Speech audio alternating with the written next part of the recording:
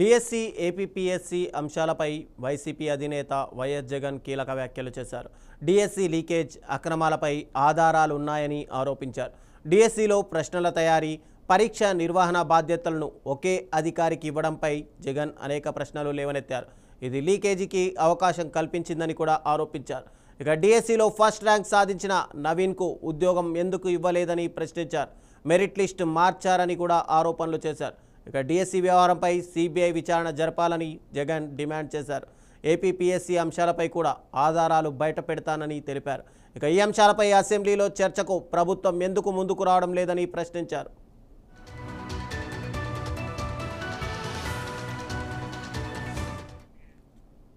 ఇక ఇదే అంశానికి సంబంధించి మరింత సమాచారం మా బ్యూరో చీఫ్ కృష్ణ అందిస్తారు విజయవాడ నుంచి.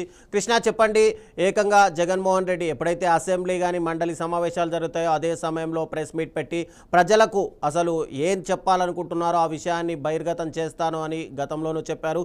అదేవిధంగా ఇదే సమయంలో ఆయన మళ్ళీ డిఎస్సి పైన, ఏపీపీఎస్సీ పైన అక్రమాలు జరిగాయి అని చెప్పి ఆరోపించారు. అయితే ఈ ఆరోపణని ప్రభుత్వం ఎలా తీసుకుంటుంది? రవిచంద్ర, ప్రధానంగా ఈ రోజు మాజీ ముఖ్యమంత్రి జగన్మోహన్ రెడ్డి కొన్ని కీలకమైన వ్యాఖ్యలు, ఏదైతే కూటమి ప్రభుత్వంపై కొన్ని కీలకమైన వ్యాఖ్యలు అయితే చేయడం చూస్తానా ఉన్నా.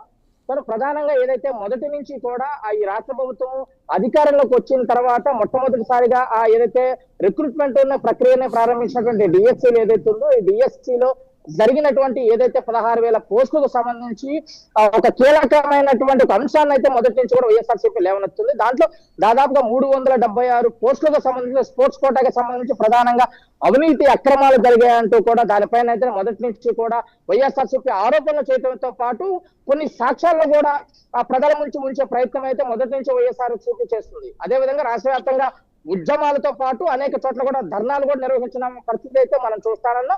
మొత్తంగా ఆంధ్రప్రదేశ్ లో జరిగినటువంటి డిఎస్సి స్పోర్ట్స్ కోటాలో జరిగిన అక్రమాలన్నింటినీ వెలికి తీయాలంటే దీనిపైన సిబిఐ దర్యాప్తు జరగాల.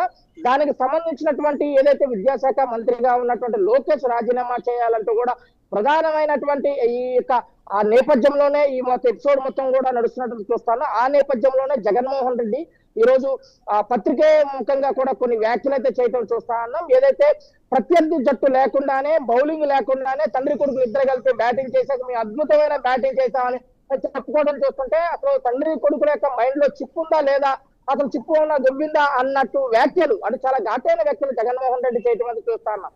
శాసన మండలిలో, మీ శాసనసభలో కానీ ఈ యొక్క జరిగినటువంటి అవినీతిని మేము ఎక్కడ ప్రశ్నిస్తామంటూ నాకు ప్రత్యేక హోదా ఇవ్వడానికి వైఎస్ఆర్సీపీకి ప్రభుత్వం వెనకాడుతుంది, భయపడుతుంది అంటూ కూడా తను చెప్పుకొచ్చే ప్రయత్నం చేశారు. ప్రధానంగా మండలిలో వైఎస్ఆర్సీపీ డిఎస్సీ పైనటువంటి ఏదైతే చర్చకు సంబంధించినటువంటి ప్రశ్నోత్తరాల సమయంలో చర్చకు సంబంధించి వాయిదా తీర్మానం కోరితే కూడా దీన్ని వాయిదా తీర్మానాన్ని కూడా రిజెక్ట్ చేయడం చూసుకున్నట్లయితే కేవలం ఎంత భయపడుతుందో ఈ యొక్క మొత్తం ఎపిసోడ్ చూసుకుంటే అర్థమవుతుందంటూ కూడా ఈ సందర్భంగా జగన్మోహన్ రెడ్డి చెప్పడం చూస్తాను.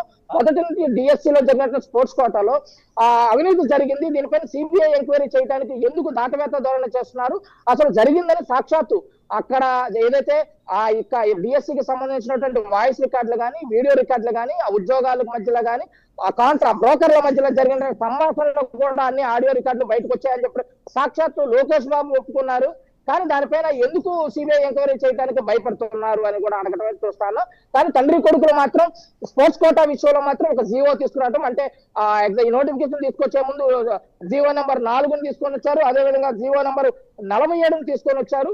అదేవిధంగా ప్రక్రియ అంతా పూర్తయిపోయిన నోటిఫికేషన్ లో ఉన్నటువంటి ప్రక్రియ అంతా పూర్తయిపోయిన తర్వాత మళ్ళీ వచ్చేసి జీవో నెంబర్ 26, జీవో నెంబర్ 56 తీసుకొచ్చి మొత్తం ప్రక్రియ అంటే తలుపులు తవ్వటానికి 2 జీవోలు, తలుపులు మూసేయడానికి మరొక 2 జీవోలు తీసుకొచ్చి ఈ యొక్క ప్రక్రియ అంతా పూర్తయిపోయింది. దిగ్విజయంగా మేము సక్సెస్ఫుల్ గా డిఎస్సి పూర్తి చేయాలని చెప్తున్నటువంటి ఈ చంద్రబాబు నాయుడు గానీ, లోకేష్ కానీ ఎందుకు సిబిఐ ఎంక్వైరీ అంటే భయపడుతున్నారు?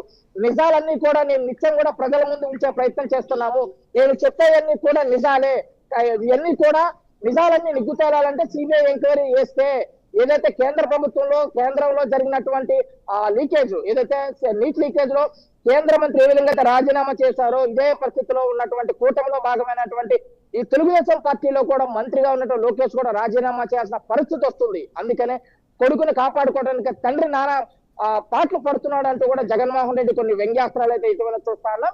అన్ని రకాలుగా దీంట్లో ప్రధానంగా తీసుకుంటే ఈ ఉద్యోగంలో ఏదైతే ఈ యొక్క అవుట్ సోర్సింగ్ లో పనిచేసేటటువంటి ఈ యొక్క ఇంత ఎగ్జామినేషన్ లో ఆ డిపార్ట్మెంట్ లో పనిచేసేటువంటి నవీన్ కి స్టేట్ ఫస్ట్ ర్యాంక్ రావటం, ఆ ర్యాంక్ వచ్చినందుకు నోటీస్ బోర్డులో కూడా తన ఫస్ట్ పేరు అయితే ఉంది. కానీ తనకి ఎందుకు ఉద్యోగం కల్పించలేదు, ఉద్యోగం రాలేదని కూడా ఈ సందర్భంగా ప్రశ్నించారు. కానీ ప్రభుత్వం మాత్రం ఒకటే చెప్తుంది, తను వెరిఫికేషన్ కి రాలేదు, సర్టిఫికెట్ వెరిఫికేషన్ రాలేదు కనుక మేము ఉద్యోగం ఇవ్వలేదు అని చెప్పేసి కూడా మరొక లిస్ట్ పెట్టారు. ఇదంతా కూడా నవీన్ కు ఉద్యోగం ఇస్తే మొత్తం బండారం అంతా బయటపడుతున్న ఏకైక కారణంతో ప్రభుత్వం రాష్ట్ర ప్రభుత్వం చేస్తుందని కూడా చెప్పుకొచ్చే ప్రయత్నం అయితే జగన్మోహన్ రెడ్డి చేసుకొచ్చాడు. Naveen thank you Krishna.